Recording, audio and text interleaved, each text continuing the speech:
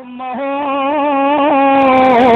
തന്റെ പ്രിയപ്പെട്ട മാതാവിനെ വെറുപ്പിക്കുക, ഭാര്യയെ തൃപ്തിപ്പെടുത്തുക, ഭാര്യയെ അനുസരിക്കുക, തന്റെ മാതാവിനെ വെറുപ്പിക്കുക, മാതാവിനോട് എതിരായി പ്രവർത്തിക്കുക, വബർറ സ്വദീഖഹു, തന്റെ കൂട്ടുകാരന് ഗുണം ചെയ്യുക, വജഫാ അബാ, തന്റെ പിതാവിനോട് പിണങ്ങുകയും ചെയ്യുക. മഹാനായ നബിയുനാ റസൂലുള്ളാഹി സല്ലല്ലാഹു അലൈഹി വസല്ലം, ഞാനിത് പറയുമ്പോൾ ഓർത്തു പോവുകയാണ്. ഈ നോമ്പ് 3-ന് ഞാൻ നോമ്പ് തുറക്കാതെ വീട്ടിൽ പോയി. നോമ്പ് 3-നോ 2-നോ ആണ്. ആ പിതാവിന്റെ കണ്ണിൽ നിന്ന് കണ്ണുനീരെന്ന് പറയുന്നത് ശരിയല്ല എന്നാണ് എനിക്ക് തോന്നുന്നത്. ഈ കട്ടയെന്ന് ആ കണ്ണിൽ നിന്ന് രക്തത്തിന്റെ കട്ടയാണോ നിരത്ത് വീണതെന്ന് എനിക്ക് തോന്നിപ്പോയി. ഒരു 55 വയസ്സുള്ള മുടി നിരച്ചൊരു പിതാവ് തേങ്ങി കരയുക എന്ന് പറഞ്ഞാൽ കൽബിന് എത്രമാത്രം ആഘാതമാണ്. അയാൾ എന്നോട് പറഞ്ഞു, എനിക്ക് പരിചയമുണ്ട് ആ സുഹൃത്തിനെ. എന്നോട് പറഞ്ഞു, ഉസ്താദേ, അവൻ വന്നുപോയി. ഞാൻ ചോദിച്ചവന്റെ വിവരമെന്ത്? അപ്പൊ 2 കണ്ണിൽ നിന്നും കണ്ണുനീർ തുടച്ചുകൊണ്ട് പറഞ്ഞു, അവന്റെ വിവരമൊക്കെ പറയാതിരിക്കലാ നല്ലത്. അവൻ കഴിഞ്ഞ മാസം 10 ദിവസത്തിനായി നാട്ടിൽ വന്നിരുന്നു. ഭാര്യയും മക്കളും കൂടെ ഉണ്ടായിരുന്നു. എന്നിട്ട് ഇയാൾ പറയാണ്, 1-2 തവണ എന്നെ കാണാൻ വന്നു. അവൻ താമസിച്ചത് മുഴുവൻ ഭാര്യ വീട്ടിലാണ്. സാധേ അവൻ ഇറങ്ങിപ്പോയതും അവൻ ആദ്യമായി കല്യാണം കഴിക്കുന്നതിന് മുമ്പ് ഗൾഫ് പോയത് എന്റെ വീട്ടിൽ നിന്ന് ഇറങ്ങിയിട്ടാണ്. സാധേ, എന്നാൽ ഈ തവണ അവൻ ഗൾഫിൽ പോയത് അവന്റെ ഭാര്യ വീട്ടിൽ നിന്നാണ്. തലേ ദിവസം വീട്ടിൽ വന്നു വൈകുന്നേരം ഉമ്മയോടും എന്നോടും പറഞ്ഞു, ഞാൻ നാളെ രാവിലെ പോകും എന്ന് പറഞ്ഞു പോയ അവൻ പിറ്റേ ദിവസം ഭാര്യ വീട്ടിൽ നിന്നാണ് അവൻ ഗൾഫിലേക്ക് പോയതെന്നാണ് അറിഞ്ഞത്. കണ്ണിൽ നിന്ന് കണ്ണുനീരാ. ഒരാൾ തന്റെ ഭാര്യയെ അനുസരിക്കുകയും തന്റെ ഉമ്മയെ വെറുപ്പിക്കുകയും കൂട്ടുകാരന് ഗുണം ചെയ്യുകയും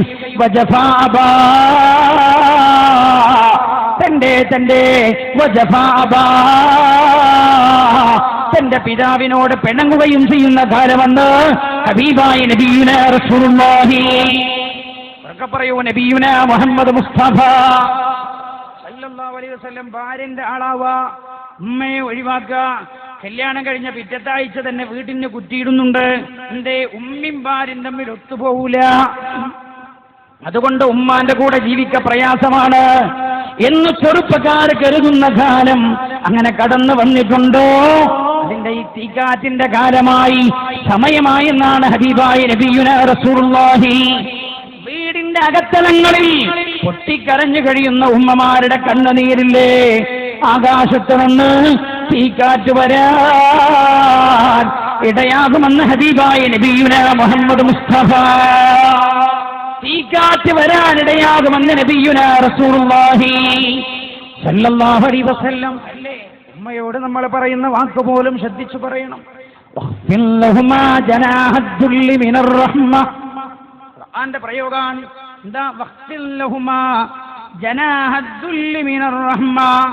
വാപ്പാക്കും ഉമ്മാക്കും നിങ്ങൾ റഹ്മത്തിന്റെ ചിറക് നിങ്ങൾ താഴ്ത്തി കൊടുക്കണം. ഞാൻ മനസ്സിലാക്കുന്നത് മലയാള ഭാഷയിൽ വാക്കുകളില്ല വിശുദ്ധ ഖുർആന്റെ ഈ ആയത്ത് വിശദീകരിക്കാൻ.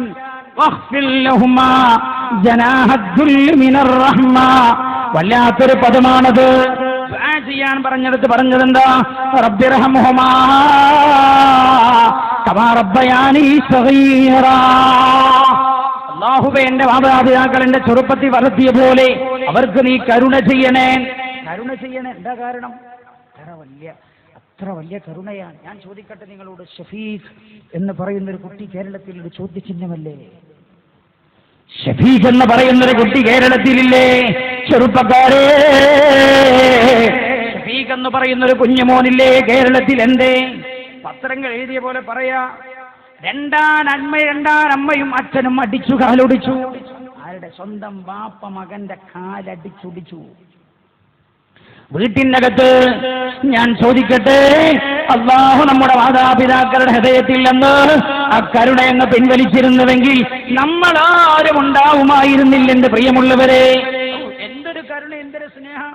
8ാമത്തെ മാസത്തിലാ വിവാഹം കഴിച്ച ആളുകൾക്കൊക്കെ അറിയാം, കുട്ടികളുണ്ടായവർക്ക് ഭാര്യമാര് പറയും, വയറിനൊരു കുത്ത്. എന്താ? ഓൻ ഉമ്മാന്റെ ഗർഭപാത്രത്തിൽ കിടന്നിട്ട് 8ാമത്തെ മാസം ഉമ്മാന്റെ പൊക്കിൽ കൊടിക്ക് നേരെ ഒരു കിക്ക് കൊടുക്കുകയാണ് അവൻ. കിക്ക് കൊടുത്തപ്പോഴും ഉമ്മ വേദനയാവുണ്ട്. ഓ നല്ല പറഞ്ഞത്, അതാ നമ്മളെ മോനെ അനങ്ങുന്നൊക്കെ ഉണ്ടല്ലോ. 4 ദിവസത്തിന് യാതൊരു അനക്കവും ഉണ്ടായില്ല. ബേജാറായിട്ട് പറയും, പഠിച്ചോനെ അനങ്ങൊന്നൊന്നുമില്ല. ബേജാറാവും. ഇടക്കിടക്ക് കൈകൊണ്ട് പഞ്ചൊരു പഞ്ചിങ് ഉമ്മയുടെ വയറ്റിൻ്റെ അകത്ത്. ഉമ്മാക്ക് വേദനിക്കുന്നുണ്ട്, പക്ഷേ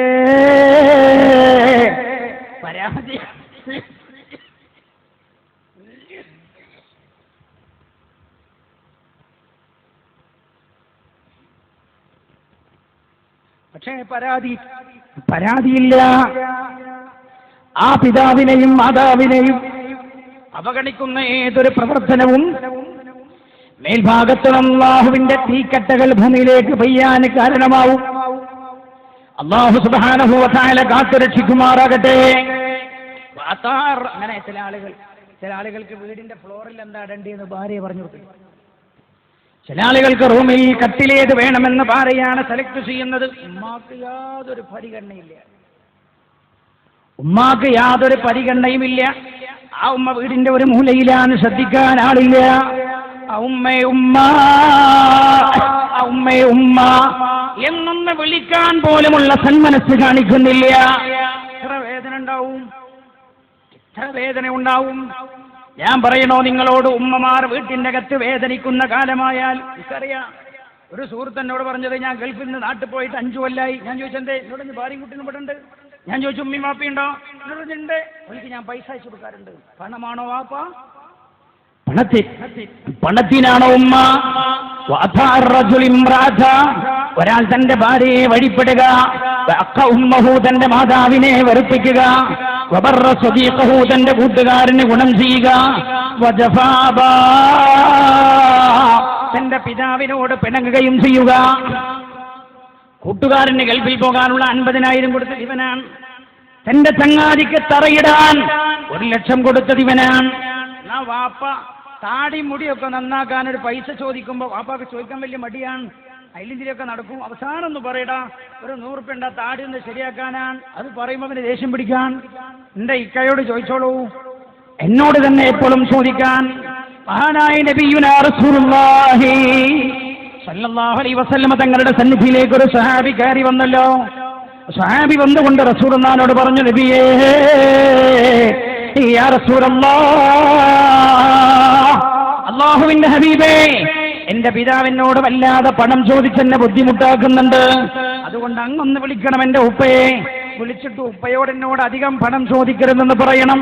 മഹാനായ നബിയുനാ റസൂലുള്ളാഹി ഏതൊരാളുടെയും പരാതി പരിഹരിക്കുന്ന ഹബീബാണല്ലോ.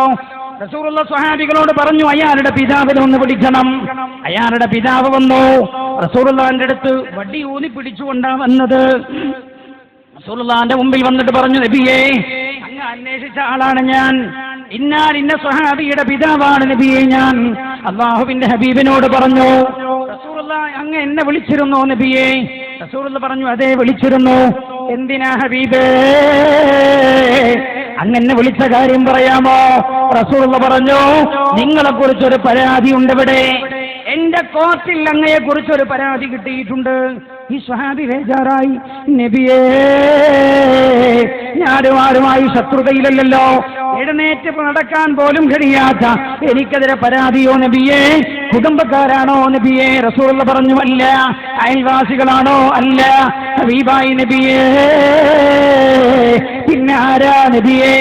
റസൂലുള്ളാഹി പറഞ്ഞു, നിങ്ങളുടെ മകനാണ്. അത് കേട്ടപ്പോൾ ഇയാൾ വിതുമ്പി കരയാൻ തുടങ്ങി. പുണ്യ നബിയോട് ചോദിച്ചു, യാ റസൂലുള്ളാഹി, എന്റെ മകനോ? അതെ. എന്താണ് എന്റെ മകന്റെ പരാതി നബിയേ? റസൂലുള്ളാഹി പറഞ്ഞു, സല്ലല്ലാഹു അലൈഹി വസല്ലം, നിങ്ങൾ അങ്ങയുടെ മകനോട് അമിതമായി പണം ചോദിച്ച് ബുദ്ധിമുട്ടാകുന്നുണ്ട് എന്ന് പറഞ്ഞിട്ടുണ്ട്. അതുകൊണ്ട് എന്നെ വിളിച്ചിട്ട് അങ്ങയോടൊന്ന് പറയാൻ പറഞ്ഞിട്ടുണ്ട്, അമിതമായി പണം ചോദിക്കരുതെന്ന്. ഇത് റസൂലുള്ളാഹി പറഞ്ഞപ്പോ വടി ഊന്നി പിടിച്ചു നിൽക്കുന്ന ഈ സ്വഹാബി വിതുമ്പി കരയാൻ തുടങ്ങി. കുലുങ്ങി കരയുന്നു ഇയാൾ. വരച്ചു പോകുന്നു ഇയാൾ. പുണ്യനബിയോട് പറഞ്ഞു, യാ റസൂലല്ലാഹ്, അല്ലാഹുവിന്റെ ഹബീബേ, അവനെങ്ങനെ പറഞ്ഞോ നബിയേ? അതെ എന്ന് റസൂലുള്ളാഹി പറഞ്ഞപ്പോൾ ഇയാൾ പറഞ്ഞു, യാ റസൂലല്ലാഹ്, അല്ലാഹുവിന്റെ ഹബീബേ, എനിക്ക് നല്ല ആരോഗ്യമുള്ള കാലമുണ്ടായിരുന്നു. അന്ന് ഇവന് ഒരാരോഗ്യമില്ലായിരുന്നു. ഇവന് പണിയെടുക്കാനും ജോലിയെടുക്കാനും കഴിയാത്ത പ്രായമാണ്. അന്ന് എനിക്ക് നല്ല ആരോഗ്യമാണ്. ഞാൻ നല്ലപോലെ സമ്പാദിക്കും നബിയേ. ആ സമ്പാദ്യം മുഴുവൻ ഞാൻ ഇവന്റെ ആഗ്രഹങ്ങൾ തീർക്കാൻ ഉപയോഗിച്ചു. അവൻ പറയുന്ന സാധനങ്ങളൊക്കെ വാങ്ങിക്കൊടുത്തു. ഒരു ഫീസ് പോലും ഞാൻ ബാക്കി വെച്ചില്ല. ഹബീബായ നബിയേ, ഞാൻ അന്ന് അധ്വാനിച്ചതിന്റെ 50% ഞാൻ മാറ്റിവെച്ചിരുന്നെങ്കിൽ അവനോട് പണം ചോദിക്കേണ്ടിയില്ലായിരുന്നു. സഹാബി കരയുന്നുണ്ട്, വിറക്കുന്നു. ഇയാൾക്ക് പൊന്നനബി കേൾക്കുന്നുണ്ട്. എന്നിട്ട് പറഞ്ഞു, യാ റസൂലല്ലാഹ്, ഇപ്പോൾ എനിക്ക് ആരോഗ്യമില്ല. ഇവന് നല്ല ആരോഗ്യമുണ്ട് നബിയേ. അവന് നല്ല ആരോഗ്യമാണ്. അവൻ നല്ല പോലെ അധ്വാനിച്ച് പണമുണ്ടാക്കുന്നുണ്ട്. ഹബീബായ നബിയേ, എപ്പോഴെങ്കിലും ഞാൻ വല്ല ആവശ്യത്തിനും വല്ലതും ചോദിച്ചാൽ അവൻ ദേഷ്യം പിടിക്കുന്നു നബിയേ എന്ന് പറഞ്ഞ് ഇയാൾ കരയാൻ തുടങ്ങിയപ്പോഴാണ് അള്ളാഹുവിന്റെ ഹബീബിന്റെ 2 കണ്ണും നിറഞ്ഞു. കവളത്തുകൂടെ കണ്ണുനീരൊടുകാൻ തുടങ്ങി. ചുറ്റുഭാഗത്ത് ഇരിക്കുന്ന സ്വഹാബികൾ കരഞ്ഞുപോയി. അള്ളാഹുവിന്റെ ഹബീബ് എന്നിട്ട് ഈ സഹന്റെ മുമ്പിലുള്ള സ്വഹാബികളെ നോക്കിയിട്ട് പറഞ്ഞു, സ്വഹാബാ, വമാ മിൻ മദരിൻ വഹജരിൻ ഇല്ലാ ബകാ. ഈ സ്വഹാബിയുടെ കരച്ചിൽ കേട്ട, വാക്ക് കേട്ട മുഴുവൻ കല്ലും മണ്ണും കരയുന്നുണ്ട്. സ്വഹാബ, മഹാനായ നബിയുനാ റസൂലുള്ളാഹി. ശ്രദ്ധിക്കണം, വാപ്പമാരെ പരിഗണിക്കാത്ത മക്കളുണ്ടോ? വീട്ടിൻ്റെ അകത്തിരുന്നിട്ട് ആ വാപ്പമാർ എന്ന് വിളിക്കുന്ന വിശ്വാസമില്ലേ? അവരുടെ അകത്തളത്തിൽ നിന്ന് വരുന്ന വിശ്വാസമില്ലേ? അത് അല്ലാഹുവിന്റെ അർശിലേക്ക് എത്തിച്ചേരുമെന്ന് മാത്രമല്ല, ആ ജനതക്ക് നേരെ തീക്കാറ്റടിച്ചില്ലെങ്കിൽ വന്ന മഹാനായ നബിയുനാ മുഹമ്മദ് മുസ്തഫ സല്ലല്ലാഹു അലൈഹി വസല്ലം നബി വീണ്ടും എണ്ണുകയാണ്. ശ്രദ്ധിക്കണേ, ഞാൻ ചുരുക്കുന്നു. നമ്മുടെ സദസ്സ് ദ്വായിലേക്ക് കടക്കുകയാണ്. ഇനിയുള്ളതെല്ലാം ഒറ്റയടിക്ക് പറഞ്ഞു പോവുകയാണ്. ഹബീബായ നബിയുനാ റസൂലുള്ളാഹി സല്ലല്ലാഹു അലൈഹി വസല്ലം തങ്ങൾ പറയുകയാണ്, വസാദൽ ഖബീലത ഫാസിഖുഹും. ഓരോ നാട്ടിലും ആ നാട്ടിലെ തമ്മാടികൾ, ആ നാട്ടിലെ ഫാസിഖുകൾ, ആ നാട്ടിന്റെ നേതാക്കളായാൽ, ആ നാട്ടിന്റെ നേതാക്കളാ. മലപ്പുറം ജില്ലയിൽ ഞാനത് പറഞ്ഞ അത്ര ഫിറ്റാവും എനിക്കറിയില്ല. കണ്ണൂർ ജില്ലയിൽ പോയി പറഞ്ഞാൽ ഫിറ്റാവും. കേന്ദ്രത്തിൽ പിടിക്കുന്ന ആളോട് ഞാൻ പറയാണ്, നിങ്ങൾ ആ ഭാഗം കട്ട് ചെയ്യണം. ഞാൻ ഈ പറഞ്ഞ വാക്ക് കട്ട് ചെയ്യണം എന്ന് ഓർമ്മപ്പെടുത്തുന്നു. കണ്ണൂർ ഇനിയുള്ളതല്ല, കണ്ണൂർ എന്ന സ്ഥലത്തിന്റെ പദം പറഞ്ഞത് നിങ്ങൾ കട്ട് ചെയ്യണം. നിങ്ങൾ എഡിറ്റ് ചെയ്യുമ്പോൾ കട്ട് ചെയ്യണം. എന്താ കാരണം? അവിടെ പല വിഷയത്തിൽ ഇടപെടൽ പള്ളിയിലെ കാളിമാരല്ല, കാളിമാർ ഇടപെട്ടാൽ നടക്കൂല. നാട്ടിലെ നല്ല പ്രമാണിമാർ, മുത്തഖീങ്ങളായ ആളുകൾ പറഞ്ഞനുസരിക്കൂല. പാർട്ടിയാണ് ഫലാഖിന്റെ വിഷയത്തിൽ പോലും മസ്അല പറയുന്നത്. ശരി അതല്ല, പാർട്ടി സെക്രട്ടറിയാണ്. പാർട്ടി സെക്രട്ടറിയുടെ സ്വഭാവം എന്താ? മഗരിബായ അവനെടുത്ത് പോകാൻ പറ്റില്ല, മുറുകൂടിയതായിരിക്കും. അവനാണ് ഈ ബന്ധം വേർപ്പെടുത്തട്ടെ. ഈ ബന്ധം മുന്നോട്ട് പോകാൻ കഴിയില്ല. ഈ സമുദായത്തിൽ സമ്മാടികൾ നേതാക്കളായി വരുന്ന കാലമെന്ന് നബിയുനാ മുഹമ്മദ് മുസ്തഫ. എന്റെ അനുഭവത്തിൽ ഒരു സംഭവം, ഒരു സ്ഥലത്ത് വയലിന് പറയാൻ വേണ്ടി പോയി. 5 ദിവസത്തെ വയൽ കഴിഞ്ഞ് തിരിച്ചു വരുമ്പോൾ എന്നെ റെയിൽവേ സ്റ്റേഷനിൽ വന്ന ആളുകൾ പരസ്പരം അങ്ങോട്ടും ഇങ്ങോട്ടും സംസാരിക്കുന്നുണ്ട്. 5 ദിവസമായിട്ട് കുടിച്ചിട്ടില്ല എന്ന് തോന്നുന്നു, ഇപ്പൊ കുഴപ്പമൊന്നുമില്ല. ആര് എന്നോട് പറഞ്ഞു, നമ്മൾ വയൽ പറഞ്ഞ മഹലിലെ പ്രസിഡന്റ്. ഞാൻ ആകെ അത്ഭുതപ്പെട്ടു. വല്ലാഹി ഹഖൻ, ഞാൻ പറയുന്നത് പള്ളിയുടെ മുമ്പിൽ വെച്ചാണ്. ഞാൻ അത്ഭുതപ്പെട്ടു. അവരോട് ചോദിച്ചു, കുടിക്കണ പ്രസിഡന്റോ? അതെ. എന്നോട് പറഞ്ഞു, മഗ്‌രിബിന് ശേഷം ആരും ആ വീട്ടിലേക്ക് പോകാറില്ല. അപ്പൊ ഞാൻ അയാളോട് ചോദിച്ചു, ഈ നാട്ടിൽ അവസാനിക്കാൻ പോകും, അങ്ങൾക്കൊക്കെ ഒരു കവർ തരുന്നുണ്ട്. എല്ലാവർക്കും ഒരു കവർ തരുന്നുണ്ട്. സാധാരണ വയൽ പറയാൻ പോണ ഉസ്താന കവർ എടുക്കില്ല. കേൾക്കാൻ വന്ന എല്ലാവർക്കും ഒരു കവർ തരുന്നുണ്ട്. നിങ്ങൾ ആ കവർ വാങ്ങിയിട്ട് നേരെ പോക്കറ്റിലിടുക. എത്ര റുപ്യാണ് ഉള്ളത് ഇപ്പം നിങ്ങൾ നോക്കാൻ പാടില്ല. എന്തൊക്കെയാണ് ഇത് ഉള്ളത് എന്ന് ഇപ്പൊ നിങ്ങൾ നോക്കരുത്. എന്തൊക്കെയുള്ളതെന്ന് ലാസ്റ്റ് പറഞ്ഞുതരും. അല്ലാഹു തൗഫീഖ് ചെയ്യട്ടെ. അല്ലാഹു കബൂൽ ചെയ്യുമാറാകട്ടെ. മഹാനായ നബിയുനാ റസൂലുള്ളാഹി സല്ലല്ലാഹു അലൈഹി വസല്ലം ശ്രദ്ധിക്കണം. വശുരിബത്തിൽ ഖുമൂർ.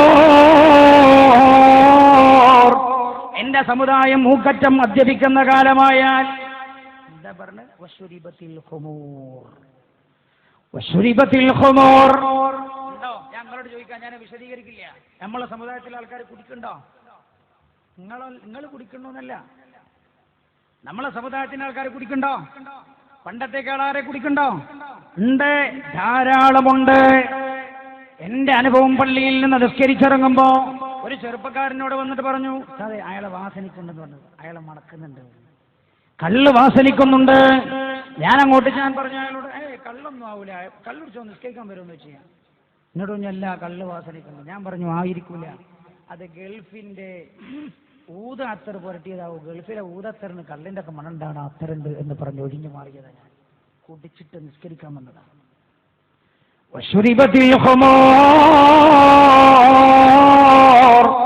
എന്റെ സമുദായത്തിലെ ആളുകൾ മൂക്കറ്റം മദ്യപിക്കുന്ന കാലമായാൽ പിന്നെയോ വലുബിസൽ ഹരീർ, വിലപിടിപ്പുള്ള വസ്ത്രം എന്റെ സമുദായം ധരിക്കുന്ന കാലമായാൽ അതിനൊരു വ്യാഖ്യാനം അങ്ങനെയാണ് ആലിമീങ്ങൾ കൊടുത്തത്, പട്ട് ധരിക്കുക, വിലപിടിപ്പുള്ള വസ്ത്രം എന്റെ സമുദായം ധരിക്കുക. പണ്ട് 1000 ഉറുപ്പിയിട്ട് കടയിൽ പോയാ ചെരുപ്പ് വാങ്ങി, ബനിയൻ വാങ്ങി, കുപ്പായം വാങ്ങി, പാന്റ് വാങ്ങി, തലയിൽ കെട്ടാനുള്ള ടവല് വാങ്ങി, എല്ലാം കഴിഞ്ഞ് തിരിച്ചു വന്നാലും 285 ഉറുപ്പ്യ ബാക്കി ഉണ്ടാവും. ഇന്നോ ഇന്ന് ചെരുപ്പിന് തയ്യിൽ 1000 ഉറുപ്പ്യ, 4999 ഉറുപ്പ്യ ചെരുപ്പിന്റെ വരും. 4999.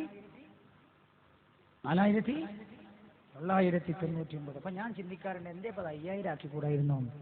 ഞാനൊരു കടക്കാരനോട് ചോദിച്ചപ്പോൾ എന്നോട് പറഞ്ഞു അതൊരു ബിസിനസ് ട്രിക്കാണ് എന്ന് പറഞ്ഞു.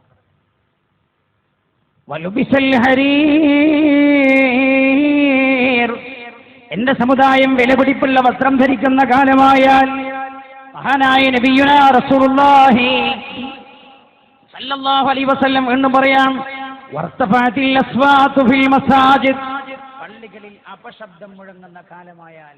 പണ്ട് നമ്മൾ ഇതിന് പറയല് ആളുകൾ പള്ളിയിൽ നിന്ന് അടികൂടുന്ന, ഒന്നും പറയണ്ടെന്ന അപശബ്ദം തന്നെ. ഇമാമ് നിസ്കരിക്കുമ്പോഴും അപശബ്ദ, ഒരുത്തന്റെ മടിയിൽ നിന്ന് അപ്പൊ മറ്റവന്റെ മടിയിൽ നിന്ന് വേറൊരു കോലത്തിലാണ്.